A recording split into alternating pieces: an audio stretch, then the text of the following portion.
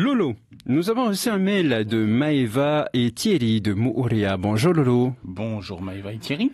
Quand nous rentrons en métropole avec notre petite famille, on prend l'avion jusqu'à Charles de Gaulle, puis le TGV jusqu'à Lyon.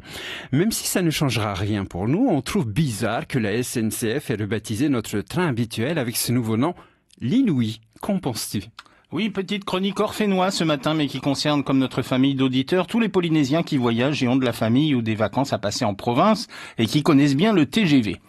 J'en pense qu'il y a des gens dont c'est le métier, figurez-vous, des mecs et des filles dans des bureaux qui ont longuement réfléchi à la question et ça peut paraître hallucinant qu'un nom aussi ancré que le TGV, le train à grande vitesse, un nom aussi simple, puisse se voir abandonné au bénéfice donc de Inouï.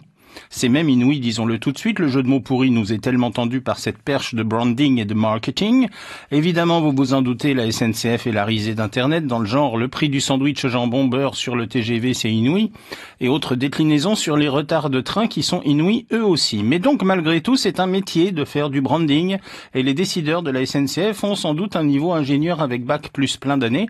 D'ailleurs, c'est bien le fruit d'un long brainstorming que cette dénomination inouï qui remplace le TGV. On nous l'explique d'ailleurs et les motivations valent leur pesant de cacahuètes, jugez plutôt.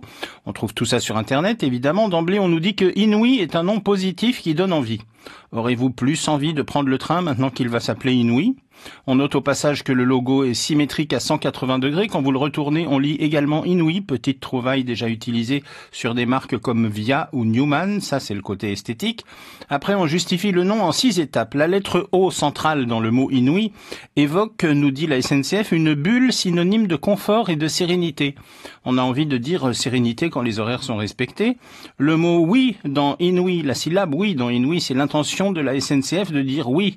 Alors là, méfiance, je peux être surclassé, s'il vous plaît ? Ben non, donc oui à quoi ? La syllabe « nous » dans Inouï est un écho au « rapprochons-nous de la société », sauf que la SNCF n'est pas un réseau social, on veut juste aller d'un point A à un point B, et trop se rapprocher, c'est aussi être collé à son voisin quand on aime bien avoir de l'espace libre et des sièges vides. La syllabe « inno » dans le mot Inouï, ça c'est pour l'innovation et la digitalisation. Bon, en tahitien, ça veut dire méchant et abîmé, mais ça, ils ne le savent pas, les génies du branding de la SNCF. In, dans Inouï, c'est être dedans, être en phase avec son temps. Oui, être à l'heure, quoi. On ne leur pardonnera pas les retards, là non plus. Et donc, la conclusion du service branding, après ces précisions, c'est que Inouï, c'est, je cite, attention, c'est la force de cette nouvelle promesse client, une promesse aspirationnelle dans laquelle chacun se retrouve.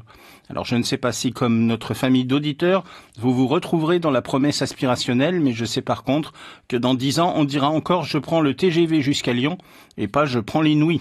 On parie ? On parie. Merci beaucoup, c'était De quoi je m'y mêle avec Lolo. De quoi je me mêle ?